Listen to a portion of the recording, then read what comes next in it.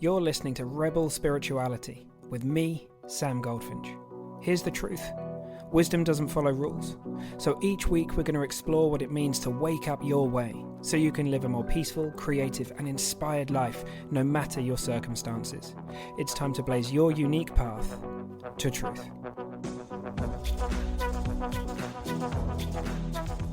Hey my Rebel friends, okay, just a quick note from me to say, if you haven't signed up to the Rebel Weekly mailing list, it's worth doing so. That's where I'm putting my writings out at the moment until I have a blog set up. There's weekly quotes that come out. I try to make it a lot better than your average email, and it's also where you'll get updates about mystery schools and any calls that are coming up, that kind of thing. And so I'll put a link into the show notes for you to be able to sign up to the Rebel Weekly there. Okay, so this week's podcast, right? What you're going to hear is it's in two parts. So I recorded the first part and then I kind of had an insight and I was like, I really want to include that too. And so I've tagged that on to the end of this. So you got two podcasts in one this week. So be sure to hang around for the second part as well. There's just a few more minutes at the end to kind of round off everything that I wanted to share. All right, I'll see you in just a sec. Okay, so this week we're exploring how ego isn't egocentricity. How they're not the same thing, but they're sometimes used interchangeably, but I think it would actually be very helpful for us to draw a distinction between these two things. And it's actually core to Rebel spirituality, actually, because one of the centerpieces of what I would love everybody to know is that this story that we get, that we need to destroy the ego, that the ego's bad, we have to get rid of it, transcend it, that just looks like a misnomer to me. It looks like a misunderstanding as to what's really going on. And this exploration, this distinction between the two, I think can be helpful in helping us see something here. So egocentricity is this feeling of like me, I guess. Like it's it's self-centeredness, I'm the most important person in the world, this kind of thing. And it's almost like we see this as, we talk about people who have a very big head or something like that. And they're walking around and they're talking about how important they are. That's the kind of like cliche, classic example of how that might play out. But ultimately we can see, there's 8 billion or more now people on the planet, the idea that the world revolves around us. It's not surprising that kind of when we feel into that or see that playing out, it doesn't feel very nice. That feels like an icky or a sticky thing, because it's ultimately based on an illusion that we're all separate from one another. And that's just not true. There's one thing playing out with seemingly separate forms all around us, but ultimately it's just one expression that's playing out in this myriad of different life forms, right? Now, the ego, in the sense of the sense of self, if you like, is neutral. It's this gift that we've been given, and it helps us navigate the world. Like without our ego, one of the key things it does is it helps to keep us safe. When I have a knowledge of where my body starts and where the world starts, then I'm much more able to protect my body. Like if you think about it, when we're first born and we come into the world and we don't have that ego sense, we need looking after. Someone has to be there to protect us. We don't have any knowledge of where we end and the world starts. It's just aware. It's not even awareness. It's not like a thing that we're experiencing. It's just the experience, if you like, of aware. And so we need protection. And then the ego forms and we learn me and mine and we say, that's me in the mirror. And we learn this we fall for this trick of separation. We believe that that's who we are. And it seems to have function. It keeps us safe and this kind of thing. And it's almost like life is playing hide and seek with itself. The intelligence behind life is forgetting who it really is and identifying with this personality, who we think we are. And so really for me, destroying the ego, if you like, it's a metaphor for me. It's not that we're supposed to try and rid ourselves of this neutral appearance. It doesn't have any solidity, the ego. When you go looking for it, you can't really find anything. You might find a thought appearing or a story appearing now.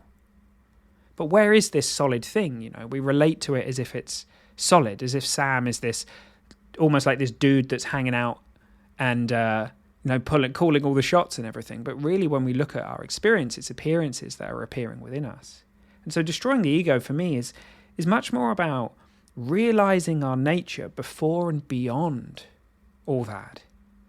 Like if we believe we are what we think, and that's the edges of us, That's quite claustrophobic.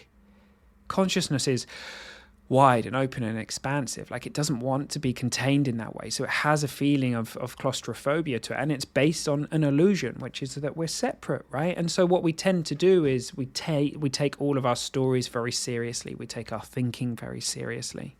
And that's just, it's showing us that we're just kind of taking a step in the wrong direction, if you like. And I don't mean judgment, bad, good, or anything like that, but it's like that identification with, for example, a story of insecurity. Like, it gives us information, it feeds back how it feels to us. That's letting us know that we've forgotten that we're so much more than that we are consciousness, awareness, that we're this being that's playing out in all these ways. That's the truth of us. And when we know that, we don't have to take what appears so seriously. It doesn't matter whether a story appears or thinking appears. It's the identification with it that catches up with us. And so life is living you. Life is living me. Life is living us. The ego isn't some bad thing that we need to demonize and destroy, as it looks to me. It looks like a neutral energy that we just want to kind of bring more into alignment with our true expression, And so it's funny because the more I wake up to the truth of me, the more I see it. The more time I spend there. It looks like the ego is this sense of self that appears here. It just moves more and more in alignment with that. It doesn't get caught up in things that someone might say are egocentric or selfish or not helpful or something like that, It becomes much more kind of benign and much more creative and much more in alignment. And I see that that's not me. I see that's not me, and it's not you. Like, you can see it, so you can't be it.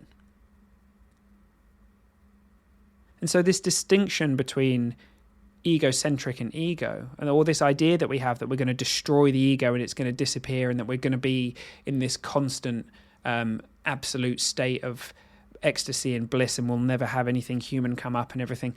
That looks like the opposite of being a rebel to me. Being a rebel to me looks like really knowing that we're okay to be fully human and fully at one with life.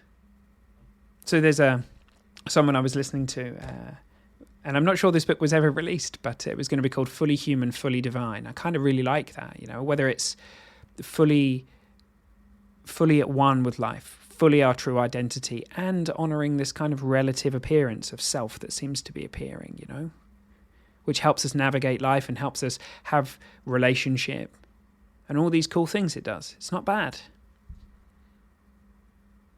So there we go. There's my reflection for today. I thought it was quite a cool little distinction that's been very fruitful for me to reflect on, and maybe it will be for you. So I thought I'd record something as a follow-up to the ego versus egocentric podcast that I recorded recently, right? Because I don't want to, if we notice that we have some kind of flavors of me, or even like we realize, oh man, I have been kind of egocentric in that way, and I'd like that not to show up. Like, I want to kind of just like, let's loosen our grip on that a little bit, because again, if we then judge ourselves or tell ourselves off for what's been appearing, we then carry the weight of that as well. And I'm not sure that's the route to transformation. It looks like we're already changing. Like, if you've seen something, that's amazing. You've seen it, right?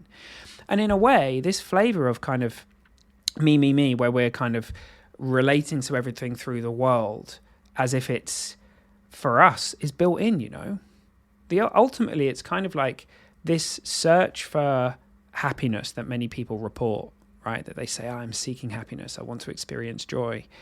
It's kind of built into the system. And one way of looking at this is, well, of course it is, right? Because if everything's one. So it's almost like life is saying, I want to experience myself. Consciousness, the knowing that we are, is saying, I want to know myself. And one of the kind of, and so we can get caught up at this separate level though, and be hunting that through trying to procure things and find things, right? And looking for that out there in the world, when actually we're not going to find it out there in the world. It is just that we come to recognize the truth of who we really are. That's how we find it. So it's not some terrible thing that we've been up to or something like that. It's kind of built in, like words like selfish and this kind of stuff. We have to be careful what we even mean by that. right? Because if you think about it, the reason why we do anything for anybody is because we want to feel happy, because we want to be okay. You know, like if a parent is being selfless, they're doing it because, yes, they want the best for their kid, of course, but of course they want to feel good too. You know, acts of kindness, they bring us joy, they bring us happiness, right? They make us feel one with everything in that moment, and that's not a mistake as it looks to me. That's not a mistake as it looks to me.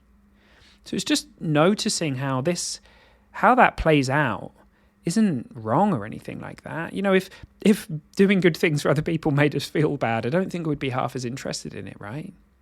So it looks like it's built that way. It's built that way. I love working with people and looking in this direction with people, and it brings me real joy. It brings me real joy, and I'm glad that it's kind of designed like that. And very often when we find things that bring us joy, it brings others joy, and you know, we can live in the flow of that, which is amazing. So sure, it can be a little bit like a train that's kind of designed and supposed to work one way, and it can become a bit like a runaway train that goes so far into that kind of experience of me, that it becomes almost toxic or something like that, you know. And if we notice that, it's okay. Like it's just enough to notice it and see that we don't want to go in that direction anymore. But this pull that we feel to explore the self isn't really, it's not the pull for the ego to explore itself. It's more us, the true us, that wants to know the truth of us.